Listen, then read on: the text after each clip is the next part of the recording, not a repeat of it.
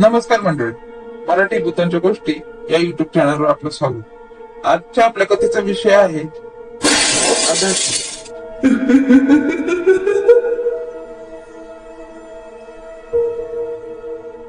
सायंकाळची वेळ.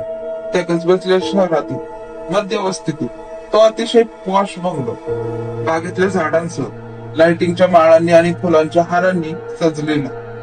मंद ध्वनी यंत्रणा, बाळगोपाळांचा कल्पना आणि पै पाहुण्यांचा हास्य विनोदाने दुमदुमला.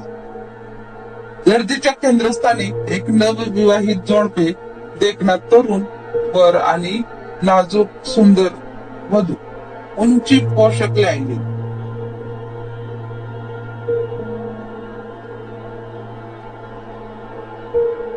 भेट वस्तूंचा आणि शुभेच्छांचा स्वीकार करणार. दोघांच्या मित्रमैत्रिणींचे हास्य विनोद आणि एकमेकांतील नवीन चेहऱ्यांचे निरीक्षण. स्वादिष्ट पक्वानांचा घमघमाट आणि उंची अत्तरांच्या सुवासात न्हावून गेलेला आसमंत. आतषबाजीने धुरकटलेला आणि ठिणग्यांनी उजळलेला. उंची वस्त्रे, साड्या मध्ये पक्वानाचा आस्वाद घेत गप्पा टप्पा मारणाऱ्या उच्चभ्रू लोकांनी गजबजलेला. सेवेकरी, नोकरांची लगबग.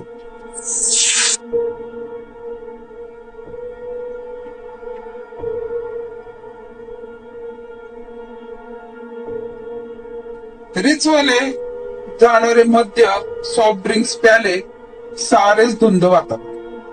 पूर्ण स्वागत समारंभच धुंद फुंद. रात्र चढू लागली तसे हळूहळू सर्व डेकर देत आणि एकमेकांना सांभाळत आपापल्या घरी पांगू लागले. नोकऱ्या चाकरणांनीही आपापली जेवणे आटोपली आणि बागेतील सर्व पसारा आवरला. नवीन जोडप्यासह घरचे सर्व आपापल्या शयनगृहात निघून गेले. नवीन जोडप्यासह घरचे सर्व आपल्या शयनगृहात निघून गेले. नवपरिणीत जोडप्याची दुसऱ्या मजल्यावरील बेडरूम सजवलेली, आकर्षक मंद रोषणाई होती. गेले काही दिवस लग्न समारंभ, देवदेव आणि आजची पार्टी यामुळे दोघही थकून गेले होते.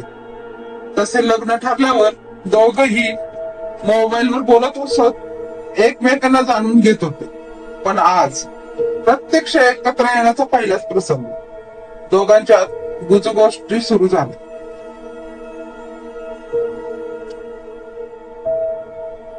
रात्रीचे 12 वाजले तसे त्या शयनगृहात एक विचित्र दृश्य आकार घेऊ लागले.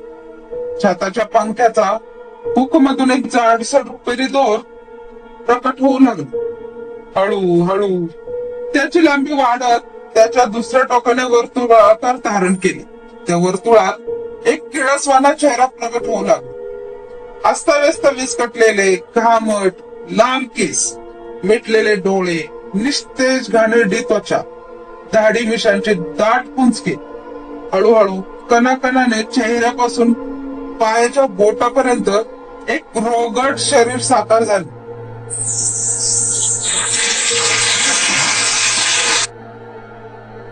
मळकट फाटक्या वस्त्रांनी आच्छादलेले, दुर्गंधीत युक्त. अचानक त्याने खाडकन डोळे उघडले. हिरवट, पिवळी बुबुळे गरागरा फिरू लागले. ते दोरीचे वर्तुळ अचानक खेचले जाऊन आवळले गेले. त्याचे कृश हात गळ्याभोवती फिरू लागले. शरीर जोर जोरात झोके घेऊ लागले. रोगट पाय हवेतच थाड थाड लाथा मारू लागले.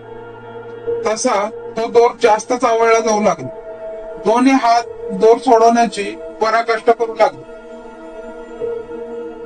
दोराने कचकचून आवळलेल्या घुसमटलेल्या घशातून विचित्र आवाज येऊ लागले. हिरवट पिवळे डोळे आता रक्ताळले होते.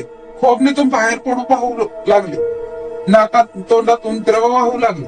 खूप धडपडीनंतर शेवटचे आचके देत तो शांत झाला. असहायपणे हात दिले पडून खाली आले. पायही थांबले. पूर्ण शांत झालेला तो रोगी सावकाश झोके घेऊ लागला. नंतर झोकेही थांबले. तो विद्रूप तसाच लोंबकळत राहिला.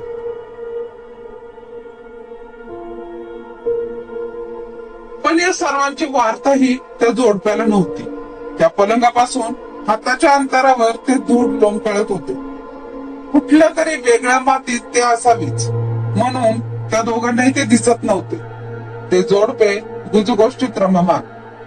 ते डोळे फाडून त्यांच्याकडेच बघत होता. पण तो होता तरी कोण? आधीच तो असाध्य आजाराने ग्रासलेला, दारूच्या व्यसनाने पोखरलेला, लहान सहान चोऱ्यामाऱ्या करून पोट भरणारा.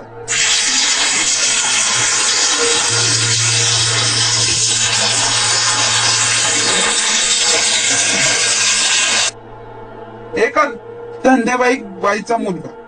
आई असाध्य आजाराने खूप पूर्वीच मेलेली, बापाचा पत्ताच नाही. शहराबाहेरील त्या बकाल वस्तीत वाढला. गुन्हेगारीच्या गर्दीत आपसूक ढकलला गेली. कित्येकदा जेलची हवा खाऊन आले, तरीही तसाच जगणार. मिळवलेले पैसे बाई बाटलीत उडवणार, बेफिकीर माणूस. तरुणपणीच आई सारखाच असाध्य रोगास बळी पडलेला, हळूहळू खंगू लागलेला. दुःखी व अपमानित तो जीव त्या निर्मिती अवस्थेत असणाऱ्या भव्य इमारतीजवळ आला.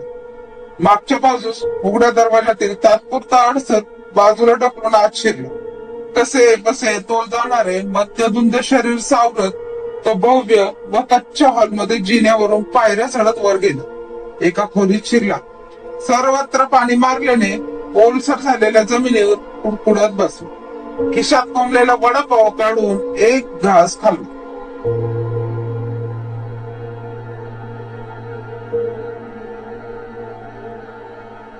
अपमानित मनाला तो घास करू शारला. डोळ्यातून घळघळ पाणी येऊ लागलं. घास तसाच थुंकून तो ढसाढसा रडू लागला. ओल्या जमिनीवर लोळू लागला. थोड्या वेळाने मन शांत झाल्यावर परत उठून बसला. दुसऱ्या खिशातील दारूची छोटी बाटली काढून तोंडाला लावली. शेवटच्या घोटासह दुःखाचाही कड पिळून टाकला. आता त्याचे मन एका भयंकर निश्चयाने भारले होते. आज स्वतःच्या देहाची आणि मनाची तगमग तो कायमच शांत करणार होता. त्याने उघड्या खिडकीतून आकाशाकडे पाहिले. चंद्रकला दिवसेंदिवस क्षीण होत चालली होती. अमावस्या 2 दिवसांवर येऊन ठेपली. आज त्यानेही आयुष्याचा चंद्र कायमच्या मरणाच्या अंधारात जबड्यात ढकलून द्यायचे ठरवले. त्याच्या नजरेस कोपऱ्यात पडलेला एक जाड धूळ दोरखंड पडला. त्याने छातात ठोकलेला एका लोखंडी हुककडे पाहिले. बराच वेळ तो तिकडेच पाहत होता.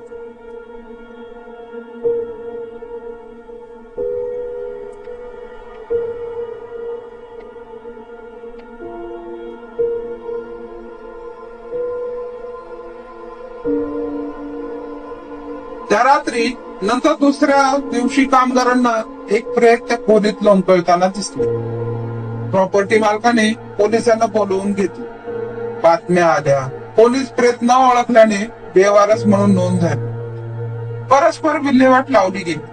पण नंतर येईल त्या अमावस्येच्या आधी एक भयंकर प्रकार घडू लागला. अमावस्येच्या आधी 1-2 रात्री ते दूर प्रगट होऊ लागले. गळफासाची असह्य यातना सोसू लागले. जिवंतपणी वासनेने पिसाटलेल्या मेल्यानंतरही दगदगत होते.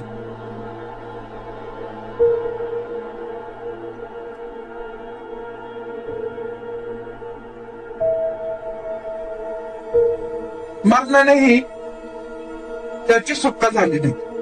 दुसऱ्या मितीत घडणारा तो प्रकार ही लोकात कोणालाही दिसत नसे. अमावस्या संपून गेली की ते दृश्य विरून जात असे. तोवर तो अभागी जीव मरण यातना सोसत राहील. उघड्या डोळ्यांनी असह्यपणे खोलीचे अंतरंग बघत राहील. बंगलोचे काम पूर्ण होऊन वर्षभर तरी झालं असेल.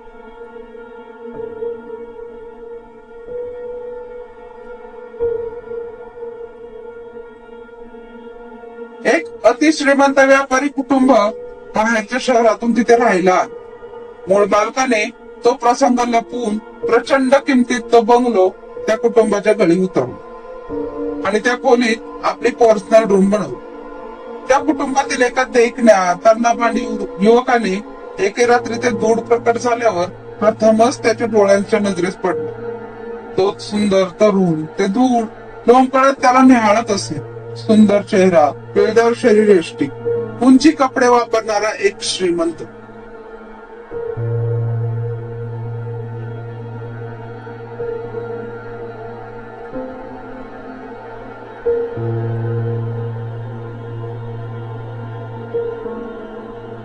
प्रत्येक अमावस्यात धूळ त्या मोहक तरुणाचे शरीर न्याहाळत असे. त्याच्या शरीराची तीव्र अभिलाषा त्या लोंबकळणाऱ्या धुळाच्या मनात रुजली होती. गरज होती फक्त एका संधीची आणि तीच आज मिळाली. ती मिळवून दिली नवरदेवाच्या हळदीच्या अंगाने. कितीतरी वेळ ते नवयुगल गप्पा मारीत बसले होते. नवरदेव थोडा वेळ इकडे तिकडे करत खिडकीतून आकाशाकडे बघू लागले. चंद्रकोर क्षीण होत चाललेली. अमावस्या 2 दिवसांवर आलेली.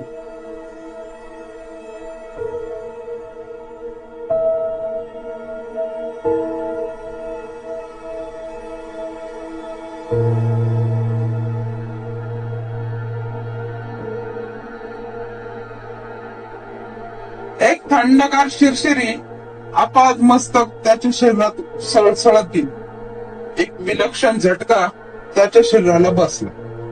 मागे सरकून तो बेडवरच कोसळला. काही क्षण शांततेत गेले. त्याने डोळे उघडले व बेडवर बसून राहिला. थोड्या वेळाने नववधू फ्रेश होऊन बाहेर आली.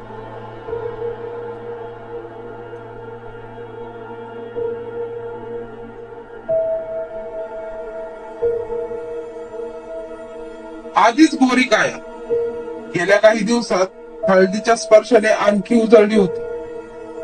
तिने हसून नवऱ्याकडे बघितले.